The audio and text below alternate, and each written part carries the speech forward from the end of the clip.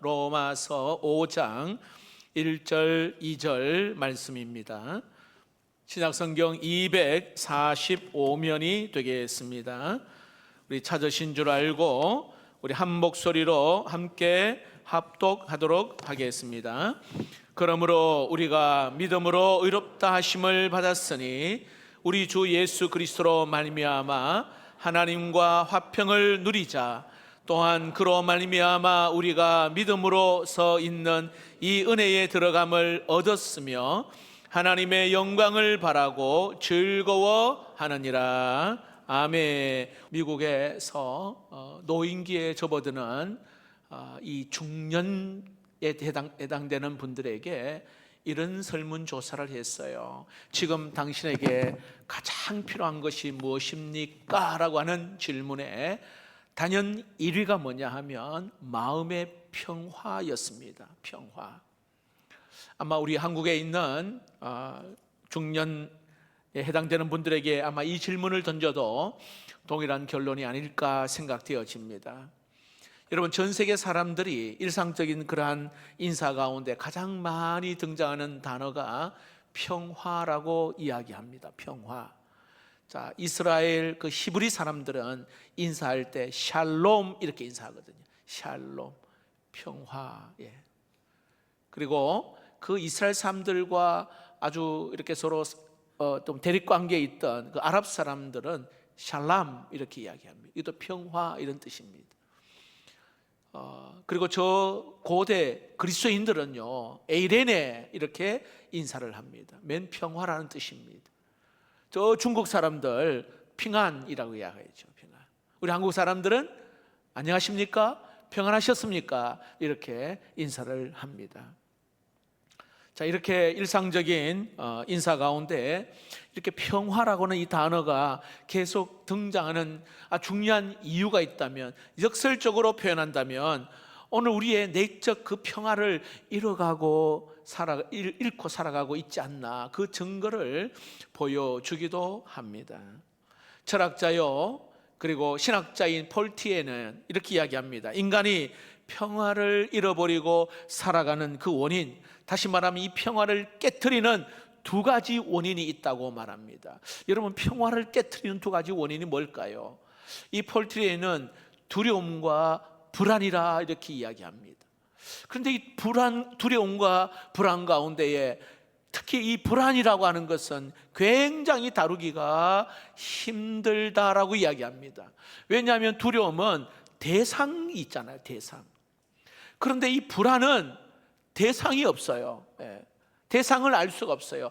그냥 불안해요. 그냥 불안해요. 왠지 불안해. 그래서 굉장히 다루기가 어렵다 말합니다. 그래서 폴 티레는 이 불안은 근원적으로 죽음에서부터 오는 것이다 라고 그렇게 진단을 합니다. 어느 날 갑자기 내가 죽는다 이렇게 말하면 여러분 무로 돌아가잖아요. 인간의 허무의식에서 오는 그러한 불안이라 그렇게 이야기합니다. 이것을 성경적으로 풀이한다면 우리가 죽음 그러면 어땠어요? 하나님 앞에 서야 하는 불안이에요. 하나님 앞에 서는데 뭐 그리 불안합니까? 이것은요 하나님을 만날 준비가 되어 있지 않기 때문에 오는 불안이에요. 여러분, 질문합니다. 심판자이신 하나님을 만날 준비가 되어 있습니까? 몇 분밖에 아멘 안 하시네요. 하나님을 만날 준비가 되어 있다면 하나님과 화평한 상태입니다. 하나님과 좋은 관계예요. 자, 그런데 성경은 우리 인간은 하나님과 화평하지 못한 상태에서 태어났다. 성경은 그렇게 말합니다. 이것을 가르쳐 기독교 어떤 교리에서는 원죄라고 이야기합니다. 죄가 나와 하나님 사이를 분리시켰습니다. 죄의 문제로 우리 이 문제가 해결되지 않으니까 우리 인간은 그 누구도, 다시 말하면 자신과의 화평이 없고요, 죄 문제가 해결되지 않으니까 이웃과의 관계도 화평이 없어요. 궁극적으로 하나님과의 관계도 화평을 잃어버렸습니다. 그래서 죄가 있으니까요 끊임없이 두려움이 있고 끊임없이 불안이 있는 겁니다. 이와 이것을 잘 설명해 주는, 제가 어릴 때 들었던 이야기인데 아마 이와 비슷한 그런 상황이 아닌가 생각되어집니다. 어떤 소년이 여름방학이 되어서 여동생과 함께 저 외갓집 할머니 댁에 놀러를 갔어요. 그 시골 할머니 댁에 놀러 가니 할 것도 없고 심심해가지고 뒷동산에 올라가서 나뭇가지를 꺾어서 새총을 만들었어요. 고무줄을 달고, 그리고 거기에 이게 돌을 넣어가지고 한번 탁 당겨보니까 아주 멋진 새총이 되었단 말이죠. 그래서 산에 올라가서 날아가는 이 새를 한번 맞춰보려고 새총을 당겼지만, 여러분, 새가 워낙 빠르고 똑똑해 한 마리도 잡지 못했어요. 기가 죽어서 이제 집으로 내려옵니다. 아니, 마당에 할머니가 그렇게 소중하게 여기는 오리 한 마리가 그 앞에 지나가는 겁니다. 그래서 야, 저거라도 한번 맞춰보자 하고 새총을 당겼는데, 아니, 이 새총이 오리의 머리를 정통으로 맞았어요. 그리고는 가버리 죽은 거예요. 깜짝 놀랐어요. 할머니가 애지중지하는 오리가 죽었단 말이에요. 그러니까 너무 할머니한테 죄송하고 할머니를 만날 용기가 나지 않습니다. 마음이 불안해지기 시작했고요, 괴롭기 시작했습니다. 이 오리를 마당 한쪽 구석에 이렇게 다 파묻었습니다. 마침 여동생이 옆에 있었는데 너 할머니한테 이야기하면 안 된다 하고 약속을 받았습니다. 그리고 방에 들어갔는데 저녁이 되어서 할머니가 밥 먹자 하고 손주들을 부릅니다. 할머니의 눈을 마주치지를 못해요. 할머니 무슨 말을 해도 대답을 못합니다. 그냥 밥은 먹는 둥 마는 둥 하고 겨우 밥을 먹고 나가려고 하는데 동생이 부릅니다. 오빠, 설거지 좀 해줘. 이렇게. 야, 이거 네가 하는 거 아니냐? 할머니한테 말할까? 이런 게. 할 수 없어 설거지까지 합니다. 가만히 생각해 보니 엄청나게 한심스러운 거거든요. 이제 방학 때 놀러 왔는데 설거지도 해야 되고, 이게 여동생의 종노릇을 해야 된단 말이죠. 너무너무 마음이 힘들어 깊은 밤 할머니 방으로 노크를 하고 들어갔어요. 할머니, 자초지경을 다 이야기했어요. 근데 할머니가 빙그레 웃으시면서 내가 다 봤다 얘기합니다. 아까 내가 마당에서 창문 너머 너가 오리를 맞춰 죽이는 거, 그리고 그 오리를 땅에 파묻는 거 내가 다 봤다는 거예요. 그러면서 걱정하지 마라, 괜찮아. 할머니의 그 한마디에 안심이 되었어요. 진짜 마음이 날아갈 듯이 너무 좋았어요. 나가려고 하는데 할머니가 다시 불러요. 이리 와봐라 하고는 할머니가 그 손주를 안고 축복 기도를 해줍니다. 그때 그 용서, 그 마음의 그 평안함, 여러분 아시겠죠? 그날 밤은 단잠을 잘 수 있었습니다. 아침이 되었습니다. 밥맛이 얼마나 좋은지. 식사를 끝나자 동생이 부릅니다. 오빠, 설거지 해야지. 나 안 해. 할머니한테 다 이른다. 일러. 할머니 다 알고 있어. 이때 이 당당함, 그 평안에서 오는 그 당당함, 자유함 아시겠죠?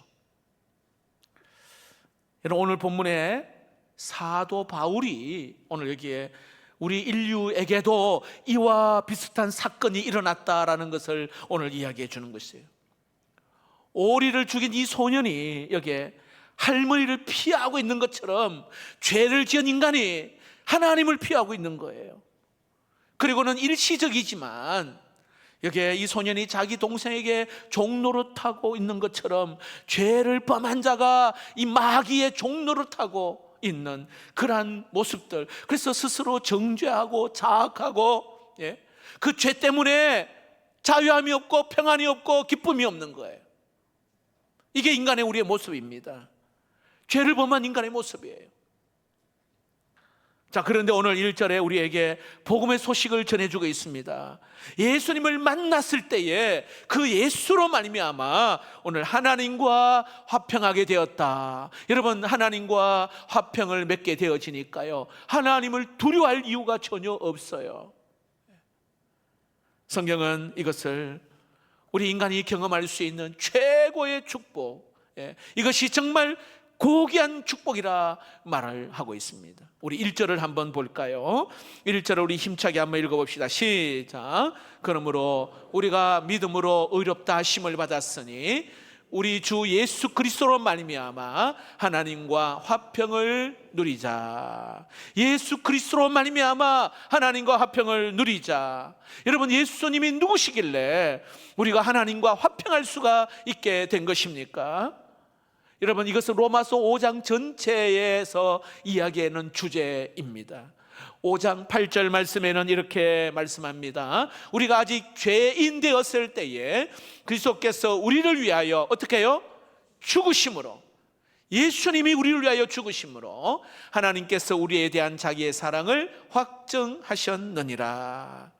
여러분, 우리가 죄인데요, 하나님의 심판을 면할 수 없습니다. 피할 수가 없어요, 하나님의 심판을.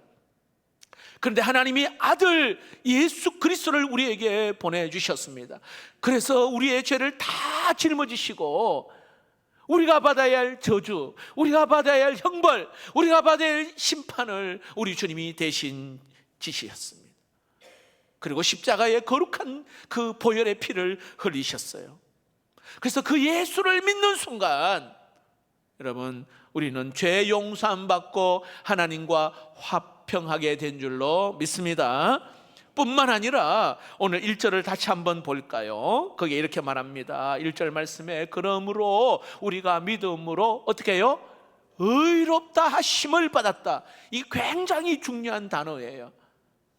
의롭다 하심을 받았다, 이 말합니다. 다시 말합니다. 죄를 한 번도 범치 않은 사람처럼 완벽하게 용서해 주셨다, 이렇게 말합니다.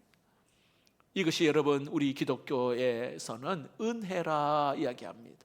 받을 자격이 없는 그러한 사람에게 일방적으로 베풀어 주신 그 사랑, 이거를 은혜라 말합니다. 여러분, 그 사랑 때문에 우리가 하나님과 화평하게 되었어요. 이것을 복음이라 말합니다.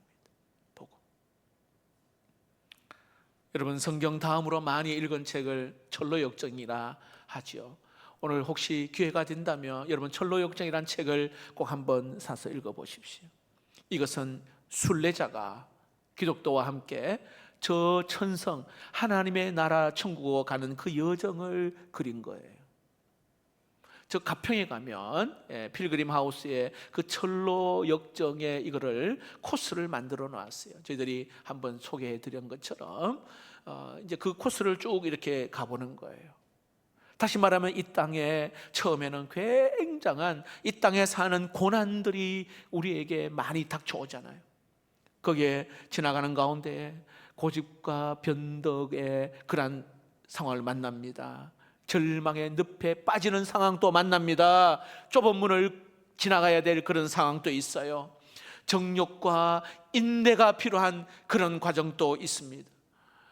그리고 우리를 두렵게 하는 그러한 일들이 많이 만납니다. 여러분, 우리 인생 여정이 그러잖아요. 마지막에 그 두 사자가 양쪽에 탁 버티고 있어요. 이 사이를 지나가야 돼. 물론 동상으로 만들어 놨지만, 근데 가까이 가보니 이 사자가 쇠사슬에 묶여 있어요. 가까이 가도 걱정이 없어요. 좌로나 우로나 치우치지 아니하고 그냥 그 길로 가면 되는 거예요. 사람들은 이 사자 앞에 두려워하잖아요. 근데 이 과정을 딱 건너서 바로 앞에 아주 뷰티풀 하우스, 아주 아름다운 그 집, 오늘날 말하면 교회를 상징하는 그러한 하우스가 있어요. 이것이 바로 평안의 집입니다. 평안의 집. 위로와 평화와 쉼이 있는 집, 어느 곳에서도 경험할 수 없는 그곳, 그 평화의 집, 하나님의 집을 이야기합니다. 거기에 들어서니 사람들이 환영을 합니다.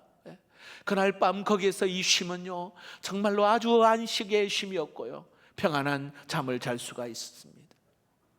날아갈 듯이 저절로 노래가 나오는 그러한 아름다운 집입니다. 순례자는 거기서 노래를 합니다. 여기가 어디인가? 나그네와 같은 인생을 위해 베푸시는 예수님의 사랑과 보살핌이 가득한 곳, 주님이 예비하신 이곳, 죄 용서함 받은 이 몸 이미 천국에 산다네. 고난의 인생길에서 예수님을 만나 죄 용서함 받고 마음에 누리는 놀라운 평화, 그리고 천국의 안식, 이렇게 노래합니다. 여러분, 오늘 저희들은 하나님의 집 교회에 오늘 이 자리에 예배 드리고 있습니다. 오늘 우리에게 이러한 평화와 안식이 필요하지 않습니까? 한 주간 동안 여러분, 많은 일들이 있었어요. 그런데 어느 곳이든 내가 화목을 원하고 평화를 원하지만 진정한 평화와 안식과 화평은요, 어디에서도 찾아볼 수가 없어요. 그저 하나님의 전에 나와 진정한 우리의 소망 되시고 우리의 안식이요 화목 되시는 그 주님을 바라보고 주님께 다 맡겨드릴 때에 우리 주님으로부터 위로부터 주시는 평화와 안식을 누릴 수 있기를 축복합니다. 그게 아버지의 집, 하나님의 집입니다. 이 순례자는 예수를 믿는 것이 바로 죄 용서함 받는 것, 그렇게 이야기하면서 놀라운 것은 그것으로 끝난 것이 아니라 여기에 평화를 체험한다. 평화를 체험. 혹시 여러분, 내가 예수를 믿은 지 진짜 오래되었고 또 나름대로 예수를 잘 믿는데 내 마음에 평화가 없어요, 기쁨이 없어요, 감사가 없어요. 그럼 예수 잘못 믿는 거 아니겠어요, 여러분?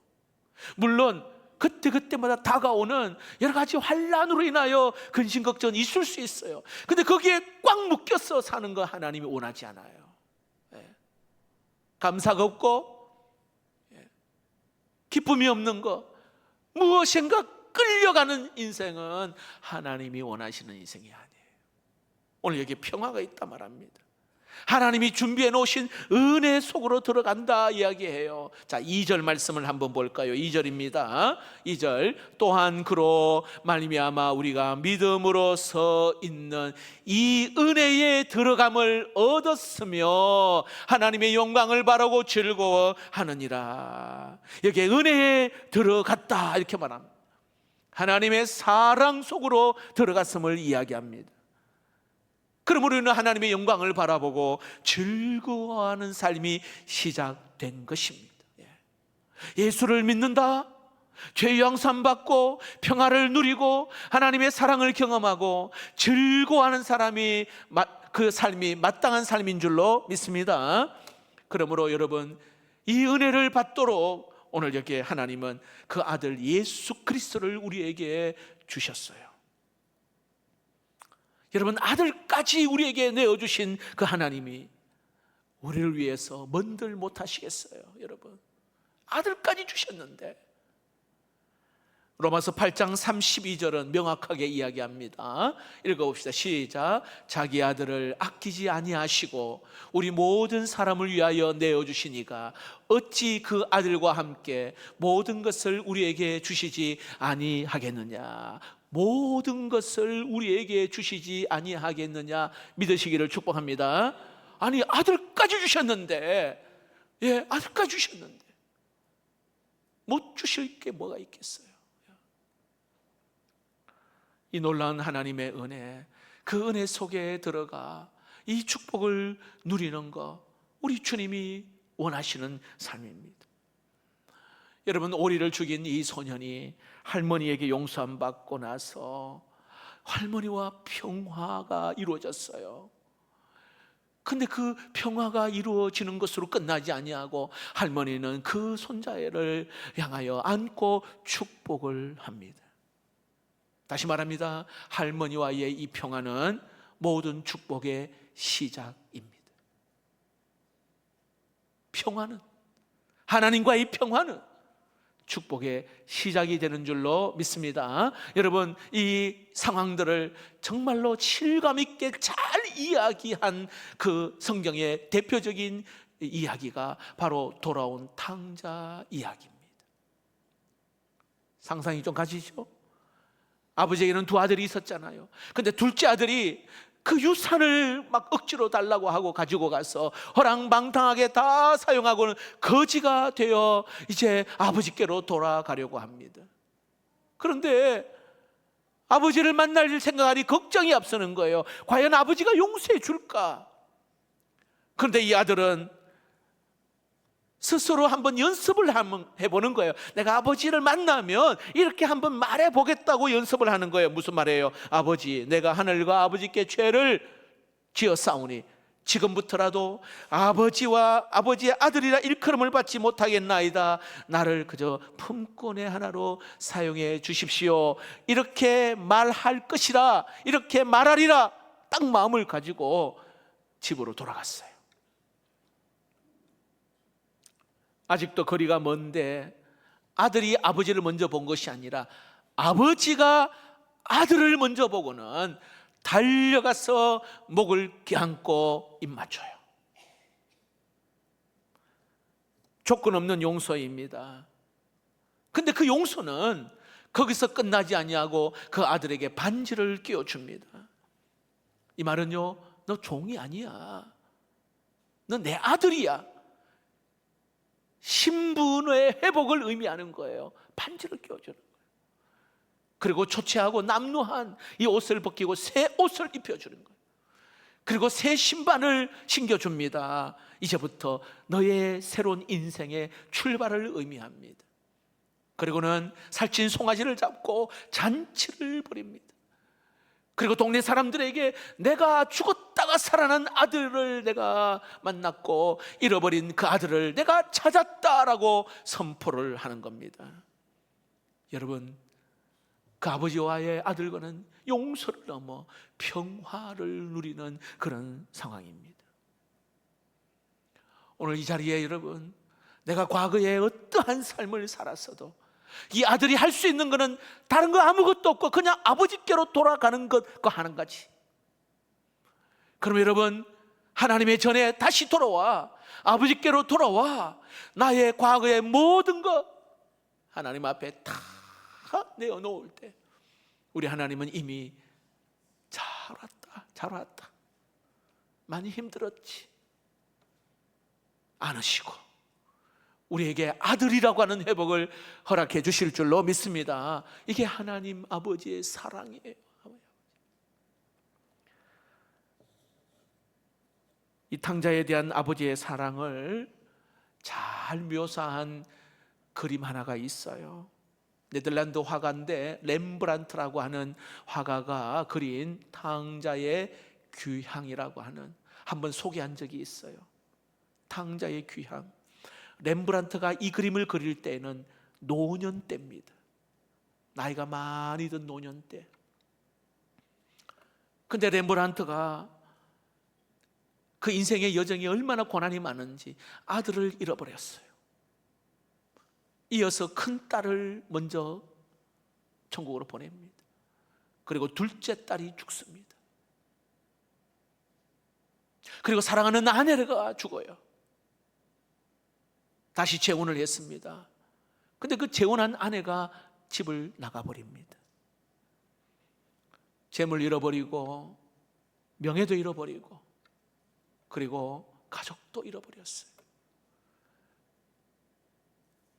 빚이 많아져서 그 빚 때문에 굉장히 힘들지만은 그에게 유일한 아들 티투스라고 하는 유일한 아들 하나가 있는데 그 아들도 잃어버립니다. 말 그대로 절망이 찾아왔습니다. 그런 가운데에 이 렘브란트가 그때 비로소 자기는 하나님 앞에 탕자와 같은 존재임을, 그 죄인임을 그때서야 비로소 깨닫습니다.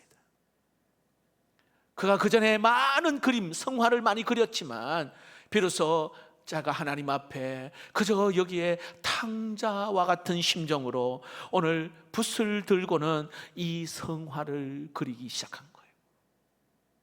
자기가 탕자 같은 마음으로. 이 탕자의 귀향이라고 하는 이 그림을 자세히 보면 그 아버지 앞에 돌아와 그 아버지를 기대고 있는 그 아들을 잘 보십시오. 머리는 삭발입니다. 마치 엄마 품에서 태어난 그 아기가 머리가 아무것도 없는 것처럼, 그 엄마 품에 안긴 것처럼 아버지 앞에 그저 벌거벗은 모습으로 안기고 있는 그 모습. 그리고 이 옷은 남루하고 아주 정말 초라한 그 옷에 감춰져 있는 그 수척한 그 몸. 그리고 잘 보시면 왼쪽 발에는 샌들이 벗겨져 있고요, 그 오른쪽에 그 샌들 역시 다 낡아 빠진 그러한 신발입니다. 이것은 그동안 그가 정말 처절하게 인생의 역경 가운데 방황의 세월을 살았던 모습을 그대로 보여주고 있습니다. 돌아온 이 탕자는 아버지 품에 그저 힘없이 몸을 기대고 있습니다. 근데 여러분, 그 아들을 안아주는 아버지의 두 손을 간만히 한번 보십시오. 미술 평론가들은 오늘 그 아버지 그 두 손을 주목하고 있어요. 특히 여기에 오른손을, 그 왼손을 한번 보시면은 왼손이요 좀 더 커 보이거든요. 힘 있는 손이에요. 거의 움켜쥐다시피. 이 말은요, 나는 너를 놓지 않을 것이다, 이 뜻이에요. 너는 어디를 떠나서는 안 된다 하고 꽉 잡는 그런 느낌의 손입니다. 자, 그런데 그 아버지의 그 오른손을 한번 보세요. 오른손은 전혀 다른 어머니 손과 같은 그런 모습입니다. 그저 등에 살짝 그냥 얹어져 있는 그러한 손입니다. 등을 토닥거리는 그 손 말합니다. 괜찮아, 괜찮아, 너는 내 아들이야, 잘 왔어. 이러한 자비와 긍휼의 손입니다. 그리고 아버지의 그 붉은 망토 있죠, 그냥 조건 없이 아들을 받아주는 그 열린 가슴을 의미하는 이 붉은 망토. 그리고 아버지의 그 얼굴에는 빛이 납니다. 빛은 아버지의 그 두 팔을 통과하여서 이렇게 온 몸을 감싸고 거기에 탕자가 그 한가운데 있습니다. 아버지의 조건 없는 그 사랑 안에 돌아온 이 아들, 새로운 인생을 시작하게 합니다. 이 아들은 참으로 오래간만에 아버지 품에 안깁니다. 여러분, 존 버녀는 이렇게 표현합니다. 그는 진정한 평화가 기다리고 있는 아름다운 집으로 돌아온 것이다. 렘브란트는 이렇게 말합니다. 비로소 자신의 눈물을 씻겨주는 하나님을 만났고 마지막 인생길을 평화와 안식으로 걸어갈 수가 있었다, 이렇게 얘기해요. 여러분, 정말 우리가 돌아가야 할 곳은 하나님 아버지 품 안이요, 주님이 기다리고 있는, 우리 아버지가 기다리고 있는 그곳이야말로 참된 평화와 안식이 쉼이 있는 곳인 줄로 믿습니다. 말씀을 맺겠습니다. 오늘 저는 예배를 드리면서 오늘 여러분 두려움과 불안으로, 염려와 근심으로 진정한 평화와 안식이 없는, 아니 그 안식이 필요한 분들을 위한 예배가 되기를 주의 이름으로 축복합니다. 이 예배의 주인이신 오늘 예수님은 오늘 우리에게 이렇게 말합니다. 수고하고 무거운 짐진 자들아 다 내게로 오라, 내가 너를 쉬게 하리라. 오늘 예수님은 우리가 아버지 앞으로 오는 길을, 여러분 예수님이 십자가를 통하여 그 길을 우리에게 열어주셨습니다. 대신 죽으심으로 우리는 담대히 하나님 아버지 앞에, 은혜 보좌 앞에 나오는 길을 열어주셨어요. 다시 말합니다. 화목의 길을 열어주셨습니다.